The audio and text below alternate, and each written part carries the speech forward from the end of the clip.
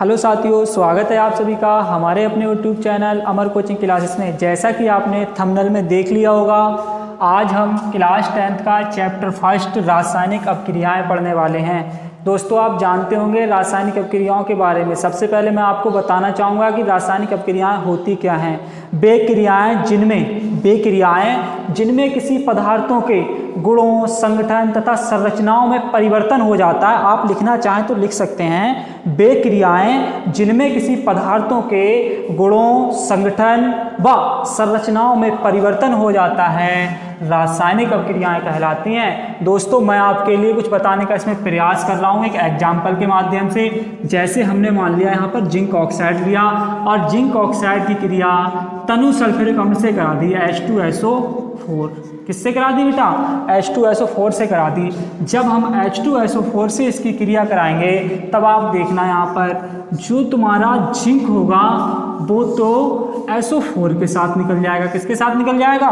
SO4 के साथ। तो यहाँ पर तुम्हारा आ जाएगा जिंक सल्फेट। क्या आ जाएगा? Zinc sulphate. और तुम्हारा जो H2 है वो O के साथ चला जाएगा, अर्थात यहाँ पर जल निकल जाएगा, H2O निकल जाएगा। तो यहाँ पर मैं बताने का प्रयास कर रहा हूँ कि जब कोई अपक्रिया होती है और उसमें जो भी पदार्थ पहले भाग लेते हैं उन पदार्थों को हम अभिकारक कहते हैं। क्या कहते हैं बेटा? अभिकारक कहते हैं। तो यहाँ पर अभिकारक कौन होगा? जो हमारा जिंक ऑक्साइड है। क्या है बेटा? ये हमारा जिंक ऑक्साइड। क्या है? Zinc oxide. जिंक ऑक्साइड भी हमारा अभिकारक होगा और H2SO4 भी हमारा अभिकारक होगा। क्या होगा बेटा? H2SO4, जिसे हम लोग सल्फ्यूरिक अम्ल कहते हैं। क्या कहते हैं? सल्फ्यूरिक अम्ल। क्या कहते हैं बेटा? सल्फ्यूरिक अम्ल कहते हैं। तो ये दोनों हमारे क्या होंगे? अभिकारक होंगे। और जो भी पदार्थ हमारा बन के आता है, जो भी पदार्थ हमारा बन के आता है उसे हम उत्पाद कहते हैं। क्या कहते हैं? उत्पाद। तो बेटा जो तुम्हारा जिंक सल्फेट बन के आया है, क्या बन के आया है? Zinc sulphate. तो जिंक सल्फेट को हम लोग क्या कहेंगे? इसको क्या कहेंगे? उत्पाद कहेंगे। ठीक है, तो ये बातें तो आप बहुत अच्छे से जानते होंगे। दोस्तों, मैं आपको बता दूं, रासायनिक अपक्रियाओं वाला जो चैप्टर है इसमें रासायनिक अपक्रियाओं के प्रकार आते हैं। तो रासायनिक अपक्रियाओं के प्रकार जैसे कि आपने हो सकता है सीखे हों, और नहीं सीखे हैं दोस्तों तो मैं आज आपको बहुत अच्छे से सिखाऊंगा। ठीक है, तो देखिए दोस्तों, पहले से आप लिख लो, मैं इसे रफ कर रहा हूँ। ठीक है, देखो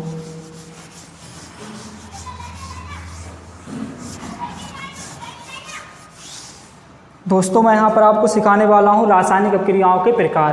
तो आज मैं इस पार्ट में प्रतिस्थापन अपक्रिया और योगात्मक अपक्रियाएं, दोनों अपक्रियाएं सिखाऊंगा। बस दोस्तों, एक बार बेहतरीन कंटेंट के साथ आप लोग सीख के देखो। तो सबसे पहले आप टॉपिक डाल लो नंबर 1, योगात्मक अपक्रिया। दोस्तों, योगात्मक अपक्रिया कौन सी अपक्रिया होगी दोस्तों? हमारी योगात्मक अपक्रिया। तो दोस्तों, योगात्मक अपक्रिया के बारे में हम लोग जानकारी लेंगे। अच्छा, आप लोगों को ऐसा लग रहा होगा कि योगात्मक अपक्रिया क्या हो सकती है? किसी का योग होना, किसी का योग होना। मैं आपको बताऊंगा, 2 से 3 उदाहरणों के माध्यम से समझाऊंगा। जैसे यहाँ पर दिया है तुम्हारा योगात्मक अपक्रिया। तो दोस्तों क्या होता है? 2 या 2 से अधिक पदार्थ जब किसी रासायनिक अपक्रिया में भाग लेकर कोई एक पदार्थ बना देते हैं। जैसे हम लोग कहते हैं 2 + 2 बराबर कितना आया? 1। इसका मतलब क्या हुआ? किन्हीं 2 अंकों ने भाग लिया और कोई एक अंक बना दिया। सेम इसी प्रकार से दोस्तों क्या होता है, जब कोई 2 या 2 से अधिक पदार्थ किसी रासायनिक अपक्रिया में भाग लेते हैं, जब 2 या 2 से अधिक पदार्थ किसी रासायनिक अपक्रिया में भाग लेते हैं तो क्या होता है? एक हमें योगात्मक अपक्रिया प्राप्त होती है। जैसे दोस्तों हम यहाँ पर बताना चाहेंगे उदाहरण के माध्यम से। आप लिखना चाहें तो लिख लेना। जैसे सबसे पहला हमारा उदाहरण हो जाएगा, जैसे देखो दोस्तों, CaO, कैल्शियम ऑक्साइड। क्या हो जाएगा? Calcium oxide. जब हम कैल्शियम ऑक्साइड को जल में डालते हैं दोस्तों, किस में डालते हैं? जल में। जब हम कैल्शियम ऑक्साइड को जल में डालते हैं तो दोस्तों ये क्या होता है? ये चूना होता है ना, ये चूना होता है कैल्शियम ऑक्साइड। और जब हम कैल्शियम ऑक्साइड को जल में डालेंगे तो हमें बुझा हुआ चूना प्राप्त होगा। आप लोगों ने देखी होगी, जब हम कली के लिए किस में डालते हैं? जल में डालते हैं तो बुलबुले छोड़ती है। तो इसका मतलब क्या होता है? वो बुझ जाती है। तो दोस्तों बस वही होगा यहाँ पर। यहाँ पर क्या आएगा? बुझा हुआ चूना आएगा, CaOH का होल टू। अच्छा, आप देख सकते हो देखो Ca यहाँ एक था, Ca यहाँ भी एक है, H यहाँ पर कितने थे, 2 थे, H यहाँ 2 हैं, O यहाँ पर कितने थे, 2 थे, तो O भी यहाँ पर 2 हैं। तो इस प्रकार से आप देख सकते हो कि यहाँ पर हमारे लिए बुझा हुआ चूना प्राप्त हो गया। कैसा चूना प्राप्त हुआ, बुझा हुआ चूना प्राप्त हो गया। तो यहाँ पर बुझा हुआ चूना प्राप्त हो गया। दोस्तों एक उदाहरण और आपको देना, यहाँ पर आप लिख सकते हैं, यहाँ पर आप लिख सकते हैं कि जब हम कैल्शियम ऑक्साइड को जल में डालते हैं, जब हम कैल्शियम ऑक्साइड को जल में डालते हैं तो हमें बुझा हुआ चूना प्राप्त होता है, अर्थात कैल्शियम हाइड्रोक्साइड प्राप्त होता है। क्या प्राप्त होता है बेटा, कैल्शियम हाइड्रोक्साइड प्राप्त होता है। ठीक है, हमें यहाँ पर कैल्शियम हाइड्रोक्साइड प्राप्त हो गया। एक उदाहरण के माध्यम से हम और सीखेंगे। याद रखना ये एग्जाम्पल चल रहे हैं हमारे, क्या चल रहे हैं, एग्जाम्पल। यहाँ पर एक एग्जाम्पल हम लोग और ले रहे हैं। अगला एग्जाम्पल क्या हो जाएगा हमारा, ये अच्छे से आप सीखने का प्रयास करना। जैसे हम मान लेते हैं गंधक, तो जानते होंगे आप, गंधक सल्फर ले रहे हैं हम लोग, क्या ले रहे हैं, सल्फर। जब हम लोग सल्फर को वायु में जलाते हैं, हमेशा याद रखना ऑक्सीजन अपने 2 अणुओं के साथ क्रिया करती है। जब हम गंधक को किस में जलाते हैं बेटा, वायु में जलाते हैं, तब वायु में जला तो क्या मिलता है हमारे लिए, सल्फर डाइऑक्साइड गैस मिलती है। यहाँ पर आपको एक बात तो समझ में आ रही होगी कि जब कोई 2 पदार्थ आपस में क्रिया कर रहे हैं और एक पदार्थ बना रहे हैं, देखिए 2 पदार्थ आपस में क्रिया कर रहे हैं और एक पदार्थ बना रहे हैं, इसी प्रकार से यहाँ पर 2 पदार्थों ने आपस में क्रिया की और एक पदार्थ बना दिया। तो दोस्तों इसी को हम कहते हैं योगात्मक अपक्रिया। क्या कहते हैं, योगात्मक अपक्रिया। देखो एक उदाहरण से मैं और समझा रहा हूँ। जब हम क्या करते हैं, हम लोग यहाँ पर, चलो कैल्शियम हटाओ, कार्बन मोनोऑक्साइड गैस को ले रहे हैं। किसको ले रहे हैं बेटा, कार्बन मोनोऑक्साइड गैस। हमने यहाँ पर कार्बन मोनोऑक्साइड गैस ली।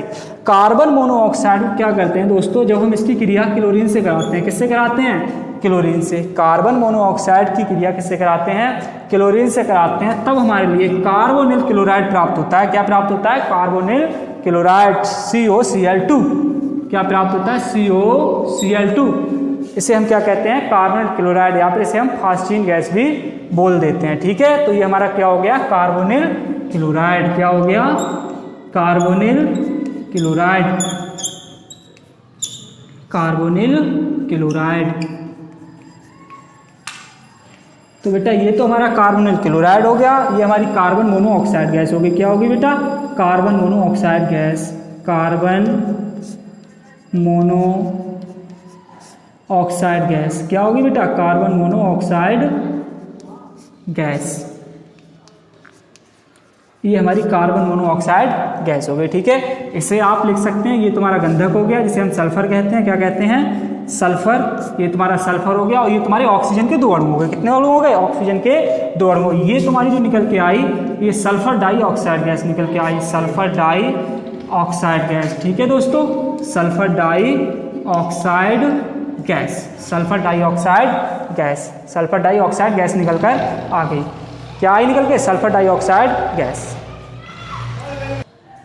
तो दोस्तों आप इसके लिए सीख गए होंगे बहुत अच्छे से योगात्मक अपक्रिया। मैं यहाँ पर रफ कर रहा हूँ इसे, ठीक है, मैं योगात्मक अपक्रिया को रफ कर रहा हूँ और अब आपको सिखाऊंगा यहाँ पर प्रतिस्थापन अपक्रिया। क्या सिखाऊंगा, प्रतिस्थापन अपक्रिया। तो दोस्तों हटा रहा हूँ मैं इसे।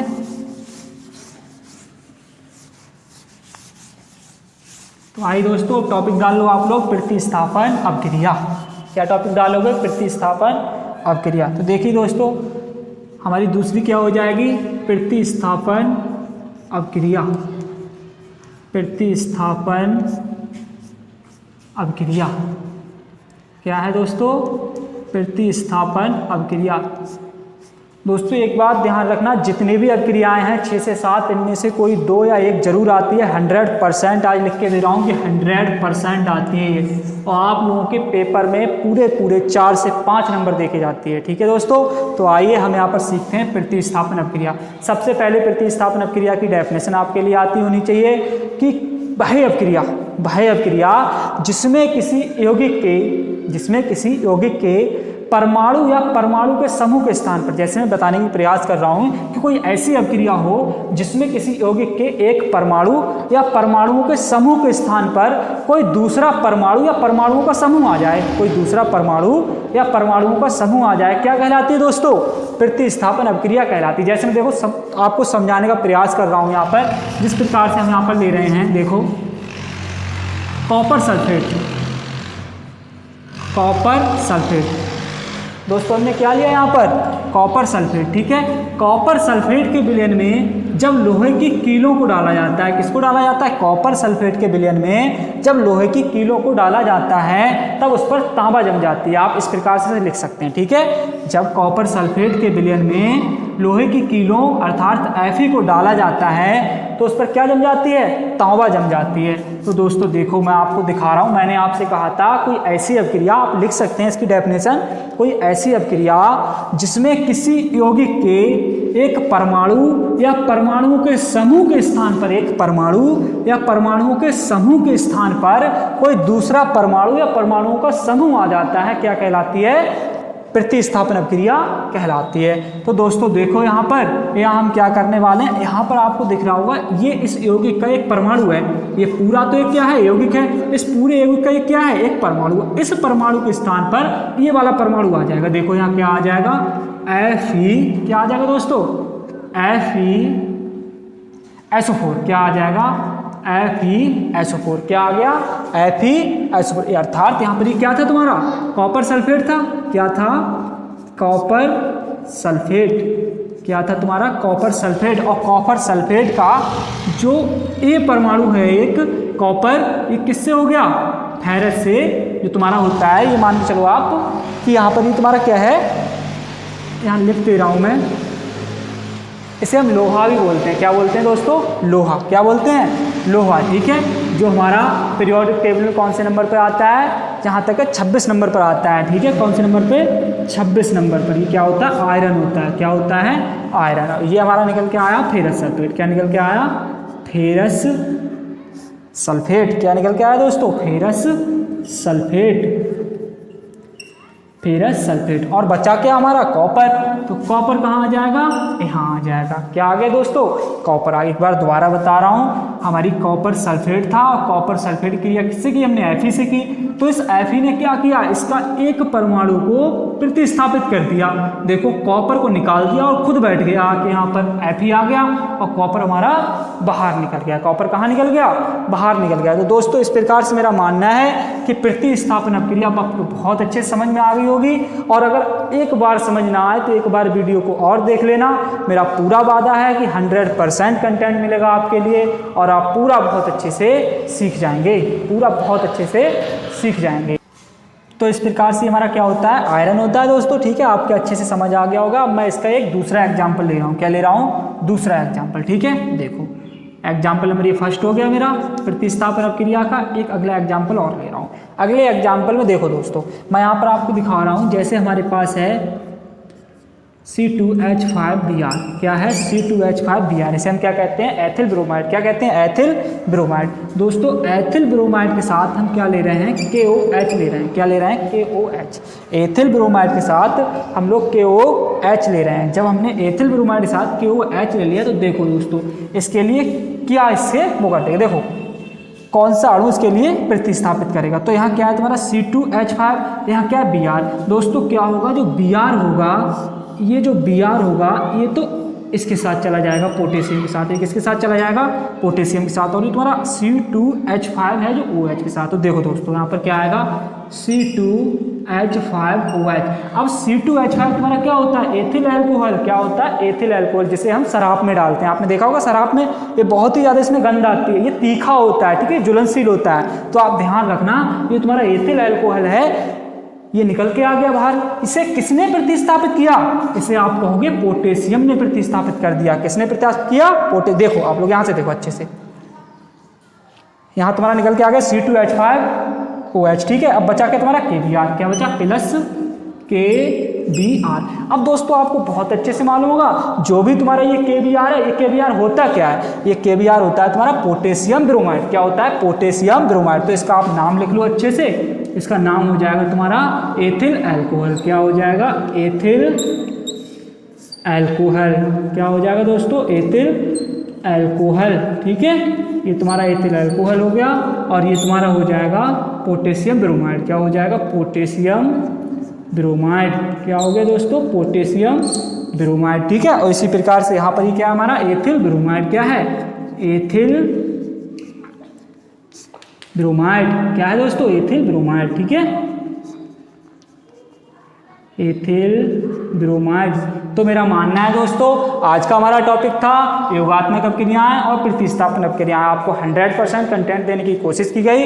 यदि वीडियो में एक बार समझ में नहीं आए तो एक बार और देख लेना। मेरा भरोसा है कि 100% कंटेंट के साथ आपको इस चैनल पर पूरी तरीके से सिखाया जा रहा है। यदि वीडियो पसंद आए तो वीडियो को लाइक करना, हमारे चैनल को सब्सक्राइब करना, जिससे कि इसी तरीके की और वीडियो आपके लिए 100% कंटेंट के साथ मिलती रहें। धन्यवाद। जय हिंद साथियों।